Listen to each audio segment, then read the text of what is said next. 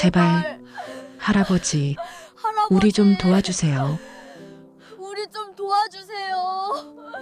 폭설이 몰아치는 묘지 한 구석, 얇은 티셔츠 한 장 걸친 두 아이가 차가운 묘비를 붙잡고 흐느끼고 있었습니다.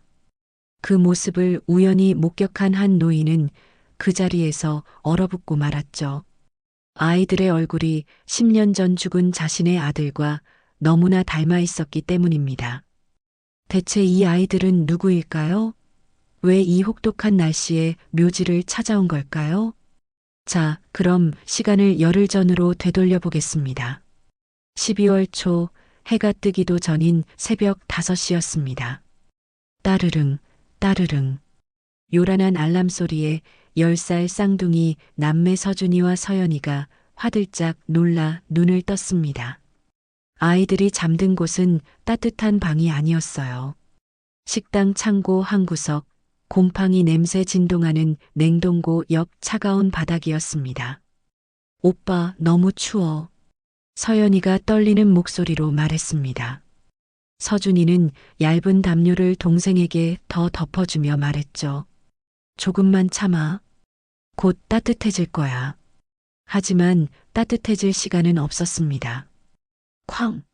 창고 문이 거칠게 열리더니 40대 중반의 통통한 여자가 들어왔습니다. 바로 외숙모 한숨이었죠. 야, 이것들아. 아직도 자? 설거지 안 끝났는데 뭐 하는 거야? 한수미는 자고 있던 아이들의 이불을 확 걷어찼습니다. 차가운 바람이 아이들의 몸을 스쳤고 서연이는 작은 비명을 삼켰습니다. 죄송합니다. 지금 일어날게요. 아이들은 서둘러 일어나 주방으로 향했습니다.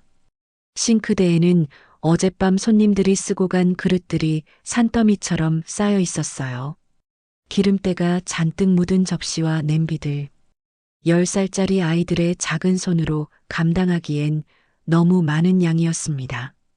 서준이는 의자를 끌어와 그 위에 올라서서 설거지를 시작했습니다. 뜨거운 물이 손에 닿아 따끔거렸지만 꾹 참아야 했죠. 옆에서 서연이도 작은 손으로 열심히 그릇을 닦았습니다. 2시간 뒤 겨우 설거지를 마친 아이들은 학교 갈 준비를 했습니다. 하지만 아침 식사 같은 건 없었어요. 어젯밤 손님이 남기고 간 식은 밥 한 숟가락과 김치 조각이 전부였습니다. 빨리 먹고 학교 가. 지각하면 니네 맞는 거 알지?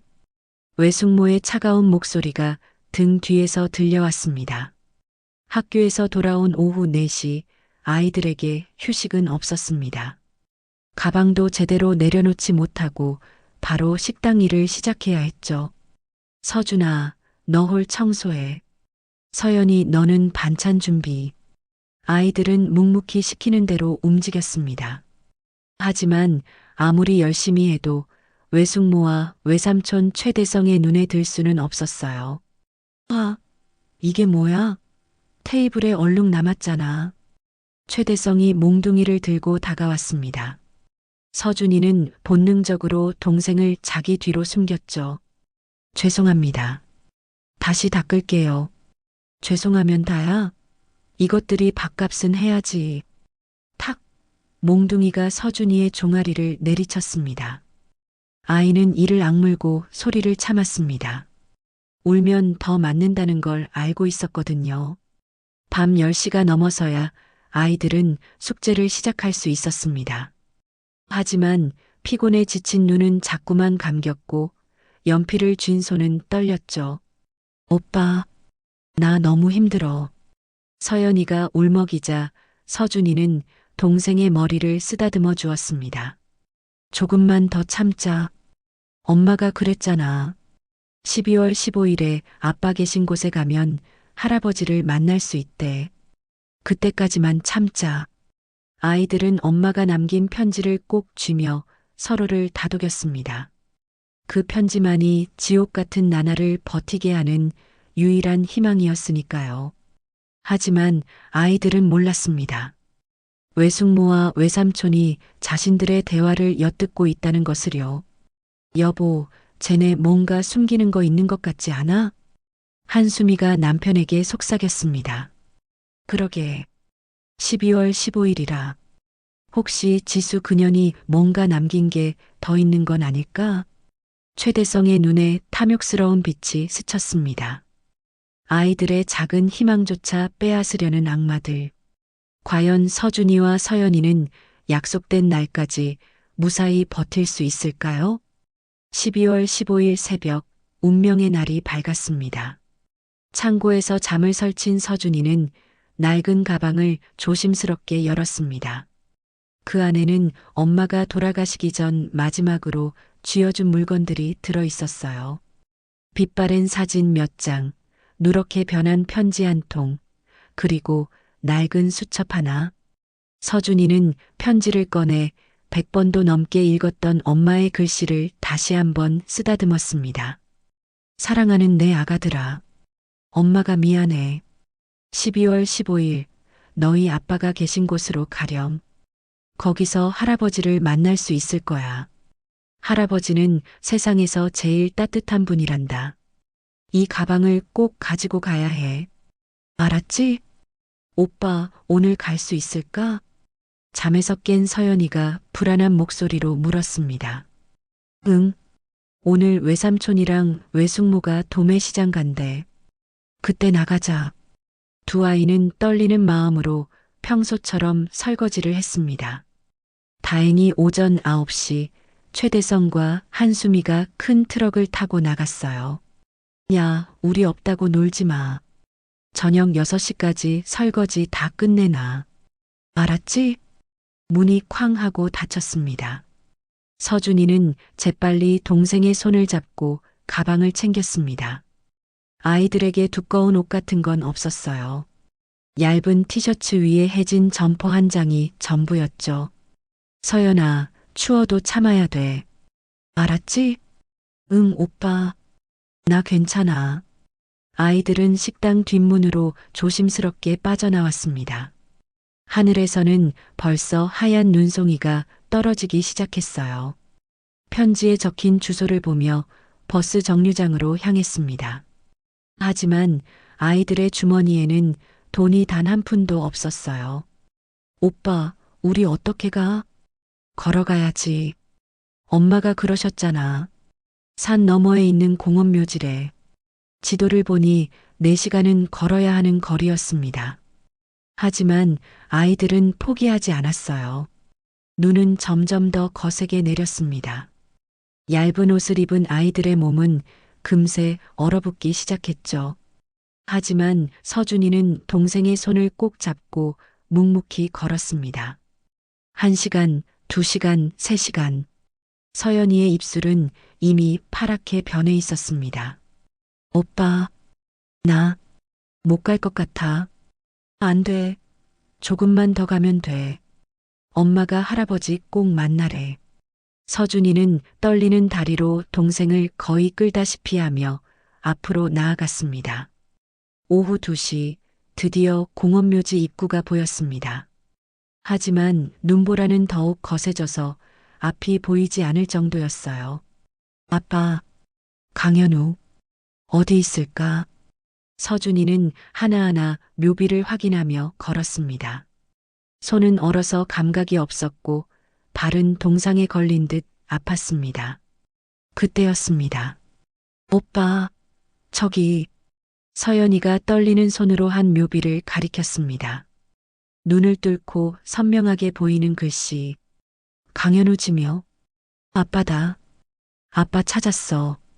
아이들은 그 자리에 주저앉았습니다. 차가운 묘비를 붙잡고 엉엉 울기 시작했죠. 아빠, 우리 왔어요. 너무 힘들었어요. 아빠, 할아버지 어디 있어요? 엄마가 여기 오면 만날 수 있다고 했는데. 하지만 대답은 없었습니다. 사방은 고요했고 눈보라만 미친 듯이 몰아칠 뿐이었어요. 추위와 굶주림 그리고 절망에 지친 아이들은 서로를 꼭 껴안고 묘비에 기댄 채 정신을 잃어갔습니다. 서연아, 미안해. 오빠가, 너까지. 괜찮아. 오빠, 나, 오빠랑 같이 있어서 행복해. 아이들의 가느다란 목소리가 눈보라 속으로 사라져 갔습니다. 바로 그때였습니다. 눈보라를 뚫고 누군가의 발자국 소리가 들려왔습니다. 지팡이를 짚고 힘겹게 언덕을 오르는 한 노인의 모습이 희미하게 보였죠. 70대의 노인은 아들의 묘비 앞으로 다가오다가 그만 걸음을 멈췄습니다. 묘비를 껴안고 쓰러져 있는 두 아이의 모습이 눈에 들어왔기 때문입니다. 노인은 천천히 다가가 아이들의 얼굴을 내려다보았습니다. 그리고 그 순간 노인의 눈이 믿을 수 없다는 듯 커졌습니다. 이럴 수가. 아이들의 얼굴이 10년 전 세상을 떠난 자신의 아들 현우와 너무나 똑같았던 것입니다. 강민철 회장은 그 자리에서 벼락을 맞은 듯 굳어버렸습니다. 강민철 회장의 심장이 미친 듯이 뛰기 시작했습니다. 안 돼. 이럴 리 없어. 하지만 아무리 눈을 비비고 다시 봐도 현실이었습니다. 눈앞에 쓰러진 두 아이의 얼굴은 10년 전 28배 나이로 세상을 떠난 아들 현우와 놀라울 정도로 닮아 있었어요. 강민철은 떨리는 손으로 아이들에게 다가갔습니다. 서연이의 차가운 손을 만져보니 체온이 거의 느껴지지 않았어요. 얘들아, 정신 차려.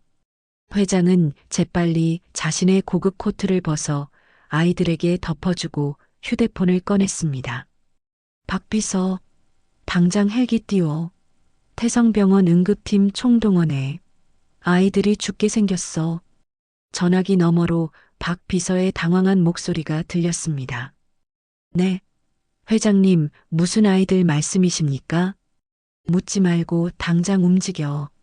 1분이라도 늦으면 넌 끝이야. 강민철은 떨리는 손으로 서준이를 안아 올렸습니다. 놀랍게도 10살 남자아이의 몸은 너무나 가벼웠어요. 영양실조로 뼈만 앙상하게 남은 몸이었습니다. 아이의 옷깃이 흘러내리자 회장의 얼굴이 굳어졌습니다. 가느다란 팔에는 시퍼런 멍 자국이 가득했고 손목에는 화상 흔적까지 보였거든요. 대체 누가 이 아이들을... 그때 서준이가 품에 꼭 껴안고 있던 낡은 가방이 눈에 들어왔습니다. 회장은 조심스럽게 가방을 열었어요. 그 순간 회장의 손이 멈췄습니다. 가방 안에서 제일 먼저 눈에 들어온 것은 빛바랜 가족 사진이었습니다. 사진 속에는 환하게 웃고 있는 아들 현우와 임신한 듯 배가 불룩한 여성이 다정하게 포즈를 취하고 있었어요. 현우야, 이게 대체... 회장은 떨리는 손으로 사진 뒤에 적힌 글씨를 읽었습니다. 사랑하는 유진에게 우리의 아기들과 함께 영원히. 현우, 아기들, 복수형. 강민철은 급히 가방을 더 뒤졌습니다. 그러자 낡은 수첩 하나가 손에 잡혔어요. 수첩을 펼치자 아들의 익숙한 필체가 눈에 들어왔습니다. 2014년 8월 5일. 오늘 유진이가 쌍둥이를 임신했다는 소식을 들었다. 아버지께 말씀드려야 하는데 용기가 나지 않는다. 하지만 이번 귀국길에는 꼭 허락을 받아야지. 내 아이들에게 떳떳한 아버지가 되고 싶다. 2014년 12월 14일. 내일 한국으로 간다. 아버지께 유진이와 아이들 이야기를 꼭 전하겠다. 두렵지만 아버지는 분명 이해해 주실 거라 믿는다. 12월 14일. 그날이 바로 현우가 교통사고로 세상을 떠난 날이었습니다. 강민철 회장의 눈에서 뜨거운 눈물이 흘러내렸습니다. 그래서 그때 급히 돌아온 거였구나. 내게 이 아이들 이야기를 하려고. 회장은 정신을 잃은 아이들의 얼굴을 번갈아 보았습니다. 현우의 눈썹, 현우의 콧날, 현우의 입술. 의심의 여지가 없었어요. 내 손주들, 내 피부치들이. 멀리서 헬기 소리가 들려왔습니다. 강민철은 두 아이를 꼭 끌어안으며 중얼거렸습니다. 미안하다. 할아비가 너무 늦게 찾았구나. 이제 괜찮다. 내가 지켜줄게. 응급 헬기에서 내린 의료진이 급히 달려왔습니다. 회장님, 환자 상태가 어떻습니까? 저체온증이야. 빨리 병원으로. 헬기 안에서 의료진이 응급처치를 하는 동안 강민철은 아이들의 손을 놓지 않았습니다. 산소 마스크를 쓴 아이들의 창백한 얼굴을 보며 회장은 이를 악물었어요. 이 아이들을 이 지경으로 만든 놈들. 절대 용서 안 한다. 헬기가 병원에 도착하자 대기하고 있던 의료팀이 아이들을 급히 응급실로 옮겼습니다. 강민철 회장은 복도에서 안절부절 못하며 기다렸죠. 1시간 후 담당 의사가 나왔습니다. 회장님, 다행히 생명에는 지장이 없습니다. 하지만 의사는 태블릿을 꺼내 엑스레이 사진을 보여주었습니다. 아이들 몸 상태가 심각합니다. 장기간 영양실조에 시달렸고 여러 군데 골절 흔적이 있습니다. 특히 여자아이는 갈비뼈가 부러졌다 붙은 흔적이 3군데나 됩니다. 뭐라고? 그리고 이건 명백한 아동학대의 증거입니다. 화상 자국, 타박상 모두 인위적으로 가해진 상처들입니다. 강민철 회장의 주먹이 부들부들 떨렸습니다. 당장 박 비서 불러. 이 아이들 신상부터 보호자까지 모조리 조사해. 한 명도 빠짐없이. 알겠습니다, 회장님. 강민철은 중환자실 유리창 너머로 잠들어 있는 손주들을 바라보았습니다. 10년 동안 외롭게 살아온 회장에게 하늘이 준 기적 같은 선물이었습니다. 하지만 동시에 그 아이들이 겪어온 지옥을 생각하니 가슴이 찢어지는 것 같았어요. 현우야, 아빠가 약속한다. 내 아이들, 내가 목숨 걸고 지켜낼게. 회장의 눈빛에 결연한 의지가 서렸습니다. 다음 날 아침 강민철 회장은 밤새 한숨도 자지 못한 채 박 비서가 가져온 두꺼운 보고서를 펼쳤습니다. 회장님, 조사 결과입니다. 보고서 첫 장에는 아름다운 여성의 사진이 있었습니다. 바로 최유진. 아이들의 엄마였죠. 최유진, 38세. 10년 전 도련님과 교제했던 여성입니다. 도련님 사망 당시 임신 5개월이었고 박 비서의 목소리가 떨렸습니다. 사고 소식을 듣고 큰 충격을 받아 조산 위험에 처했지만 기적적으로 쌍둥이를 출산했습니다. 하지만 홀로 아이들을 키우던 중 3년 전 뇌종양으로 사망했습니다. 강민철의 손이 떨렸습니다. 며느리를 만나보지도 못하고 세상을 떠났다니. 유진 씨는 생전에 회장님을 찾으려 하지 않았나요? 네. 주변 지인들 증언에 따르면 도련님이 회장님 허락을 받으러 가던 중 사고를 당하셨기에 자신 때문이라고 자책했다고 합니다. 그래서 일부러 연락을 끊고 혼자 아이들을 키웠다고 합니다. 강민철은 눈을 질끈 감았습니다. 며느리는 자신을 원망할 만도 한데 오히려 미안해하며 홀로 고생했다니. 아이들이 엄마를 잃은 후에는요? 박 비서는 다음 페이지를 넘겼습니다. 그곳에는 최대성과 한수미의 사진이 있었어요. 외삼촌 최대성과 그 아내 한수미가 아이들을 데려갔습니다. 하지만 박 비서의 표정이 굳어졌습니다. 고인이 남긴 적금 3천만 원과 보험금 2천만 원, 총 5천만 원을 몽땅 횡령했습니다.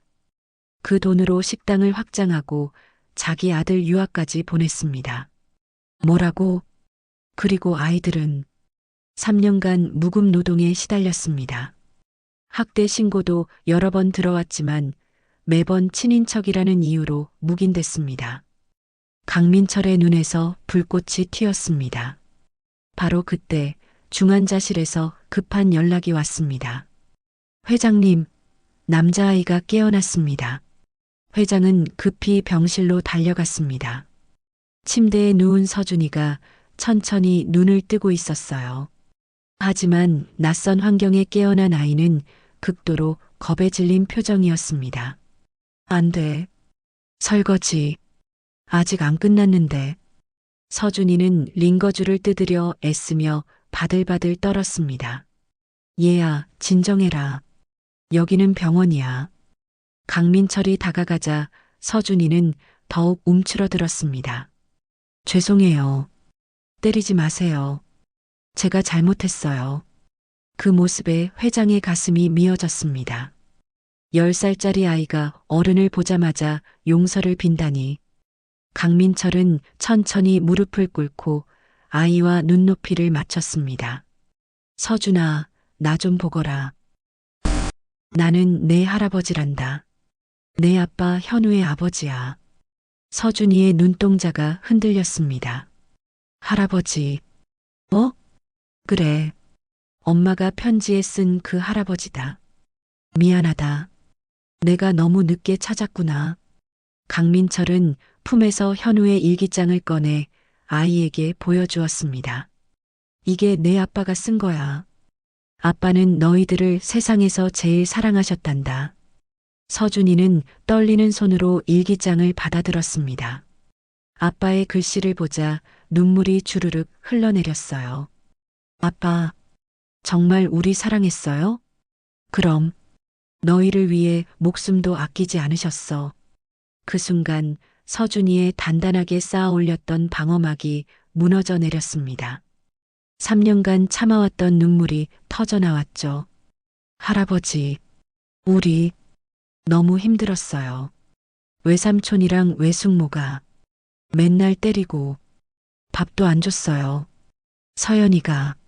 서연이가 너무 불쌍해서 강민철은 울부짖는 아이를 꼭 끌어안았습니다. 이제 안 그래도 된다. 할아비가 왔으니까 아무도 너희를 건드리지 못하게 할 거야. 정말요? 다시는 안 맞아도 돼요? 그래, 약속한다. 그리고 강민철은 아이의 눈을 똑바로 바라보며 말했습니다. 너희를 괴롭힌 사람들, 내가 반드시 벌을 주마. 용서하지 않을 거다. 그때 옆 침대에서 서연이도 눈을 떴습니다. 오빠, 서연아, 괜찮아? 남매가 서로를 확인하고 안도하는 모습을 본 강민철은 다짐했습니다. 이 아이들에게 다시는 눈물 흘리게 하지 않겠다고. 병실 밖에서 박 비서가 조심스럽게 물었습니다. 회장님, 어떻게 하시겠습니까? 강민철의 눈빛이 차갑게 빛났습니다. 증거 수집 시작해.